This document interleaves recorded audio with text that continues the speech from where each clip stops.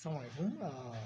আমি আজকে আপনাদের সামনে আমাদের দ্য কনস্টিটিউশনালের কিছু একটা আর্টিকেল নিয়ে আলোচনা করব, যেটা মোস্ট ইম্পর্টেন্ট আমি মনে করি।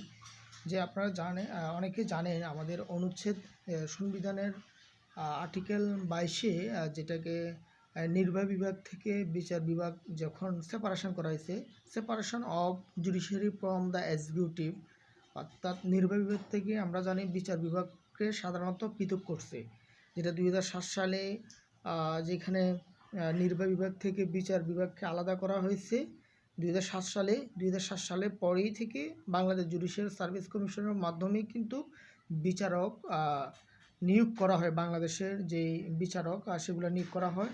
আগে কিন্তু 2007 সালের আগে বিসিএসের মাধ্যমে বিচারক নিয়োগ করা হতো। তবে আমার প্রশ্ন হলো 2007 সালের আগে অনেক বিচারক এসেছে যারা বিভিন্ন ডিপার্টমেন্ট থেকে পড়ে, পরবর্তীতে ওনারা বিচারক হয়েছে, আর 2007 সাল পর থেকে এটা জুডিশিয়ারি করছে। এখন আমাদের দাবি হচ্ছে যে ইন্ডিপেন্ডেন্ট যে জুডিশিয়ারি হয়েছে, সেই ইন্ডিপেন্ডেন্ট জুডিশিয়ারি যেন সবসময় স্বাধীন থাকে।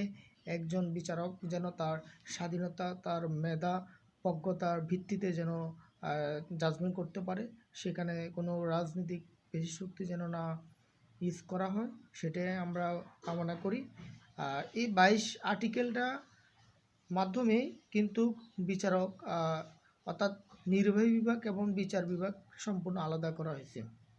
এবং আপনারা জানেন এখানে একটা ঐতিহাসিক মামলা রয়েছে, যেটাকে আমরা Majdar Hossain versus ministry of finance, যেটাকে আমরা মাজদার হোসেন ভার্সেস এস্টিস মামলা বলে থাকি। সেই মামলার মাধ্যমেই কিন্তু নির্বাহী বিভাগটা অর্থাৎ জুডিশিয়ারিটা সম্পূর্ণ আলাদা হয়েছে।